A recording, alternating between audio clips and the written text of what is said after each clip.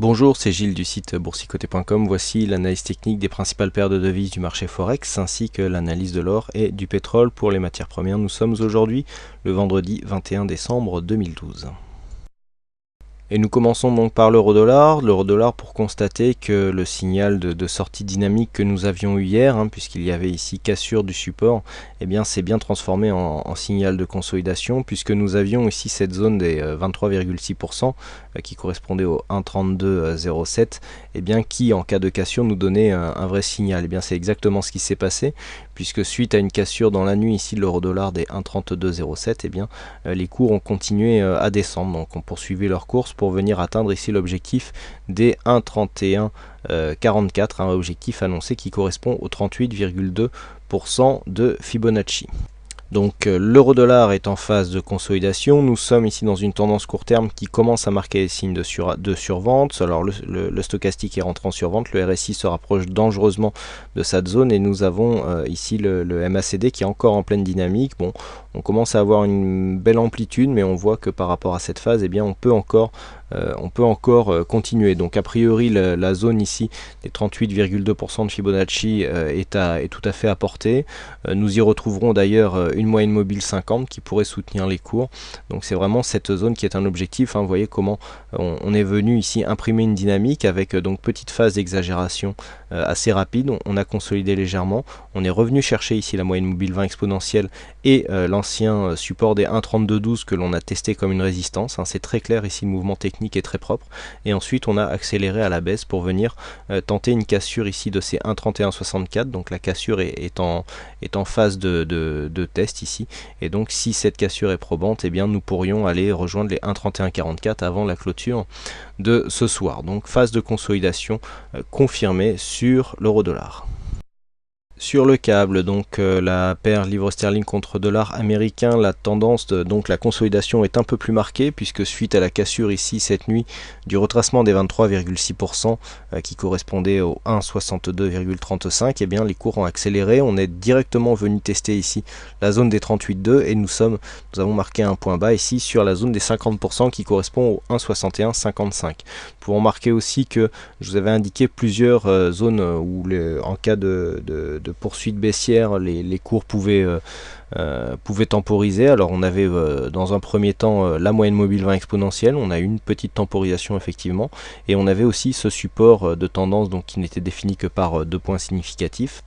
Et là cela n'a pas du tout été le cas puisque les cours ont traversé ici cette zone comme du beurre pour aller marquer l'essai avec ce premier contact ici sur les 1,6191 qui correspond à 38,2%. On a continué en cassant la moyenne mobile 50, la moyenne mobile 50 qui est même revenue résistance ici sur cette bougie, et pour valider directement un contact sur les 1,6155 qui correspond à la moitié de la tendance ici de référence. Donc là on est clairement sur une phase de consolidation baissière court terme qui nous a fait rentrer les indicateurs ici en phase de survente pardon. J'ai vraiment du mal ce soir, il est temps que l'année se termine. Donc nous sommes survendus ici au niveau des stochastiques RSI. On a une grosse amplitude au niveau du MACD, donc il ne serait pas étonnant d'avoir un petit rebond technique qui pourrait nous ramener ici sur les 1,6213. Qui correspond ici à une ancienne résistance majeure, même si celle-ci n'a pas énormément résisté sur la phase de baisse, mais là on a clairement une grosse survente qui est en train de se creuser. Donc on attend ici un point de retournement et un rebond technique ici qui pourrait nous ramener sur les 1,6213, donc consolidation confirmée sur le câble. On poursuit avec le dollar yen, donc le dollar yen qui reste ici dans sa phase d'évolution horizontale. Je vous avais indiqué hier pour l'instant une sortie qui se faisait dans un biais plutôt horizontal. Alors on avait bien retrouvé ici cette phase de support qui était devenue résistance, et puis depuis on a oscillé comme ça entre la zone de point haut. Alors on avait une résistance déjà identifiée à 84,49, on a oscillé entre cette zone et le point bas ici qui correspond à la zone des 83,85, ce 23,6% ici qui pour l'instant fait office de support, et donc nous avons cette zone ici tant qu'elle est préservée, et bien qui nous informe que nous sommes bien sur une sortie dynamique, mais que le retournement n'est pas encore signalé.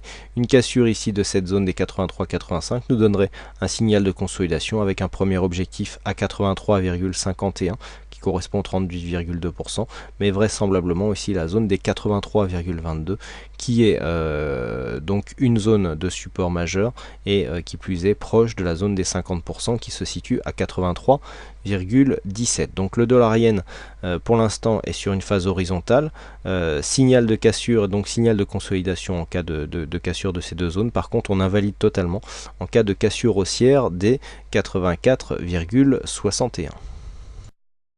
On continue avec l'or, donc l'or qui nous avait donné un beau signal de baisse il y a quelques jours, donc la baisse s'est accentuée.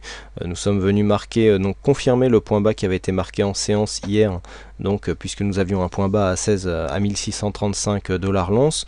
On a confirmé donc ce point bas à quelques pips près et puis on a commencé à remonter, donc on a un mini double bottom ici et donc l'objectif est déjà atteint ici sur cette phase de hausse court terme. Donc vous voyez comment ici la phase est très dynamique. On a eu deux phases d'exagération à chaque fois, donc les phases d'exagération ont proposé des rebonds.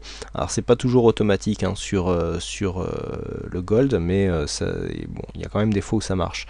Et donc là nous sommes sur une phase de rebond technique bien identifiée ici par les indicateurs, donc qui nous présentait une phase de survente. Hein. Vous voyez qu'on n'était pas du tout en divergence haussière, hein, puisqu'on avait des nouveaux plus bas sur les indicateurs, hein, y compris sur les histogrammes du MACD.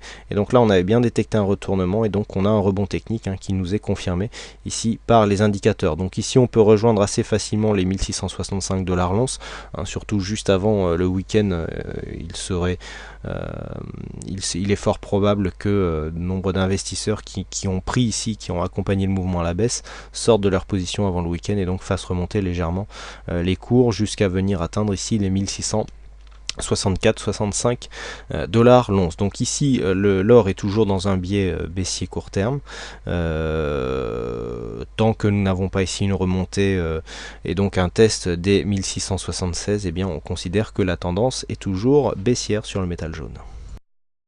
Et enfin on termine avec le WTI, donc le WTI qui nous a fait une fausse sortie, hein, puisqu'on avait ici une première tentative, deuxième tentative, je vous avais dit qu'il faudra absolument confirmer par une cassure ici des 90-90, et bien ça n'a pas été le cas, puisque là on a en fait une tentative de double sortie en double top, et donc suite à la cassure ici de cette zone des 89-27, et bien les cours ont accéléré pour venir marquer un point bas sur cette bougie, et donc la moyenne mobile 50 à 87,96. Donc les cours ici se sont retournés, on n'aura pas de sortie sur ce mouvement direct. La moyenne mobile 20 ici qui a dans un premier temps servi de support a finalement cédé pour venir marquer ici ce point bas. Vous voyez encore une fois comment cette phase d'exagération a été vite reprise, mais nous sommes là sur un biais très court terme en phase baissière. Nous avons un beau potentiel puisque les indicateurs ne sont toujours pas survendus et nous avons une grosse dynamique ici sur le MACD. Donc nous sommes sur une phase de baisse potentielle très prononcée. Le point bas n'est pas encore trouvé. On peut très bien revenir ici sur une zone des 87,50, une zone d'ailleurs qui a bougé et que je vous propose de remettre à sa place.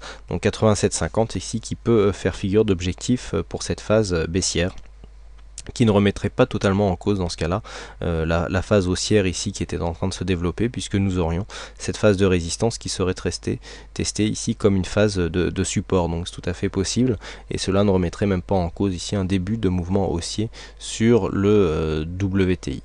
Quoi qu'il en soit, tant que nous restons au-dessus de cette zone, il y a de possibilité d'une reprise d'une tendance haussière de fond. Par contre en cas de cassure, eh bien on viserait un retour sur le support des 86 $ l'once, et bien sûr tout dépassement de cette zone de 90 et par extension donc de la zone de 90-50 et 90-90, eh bien confirmerait une reprise d'une tendance haussière de fond en court moyen terme.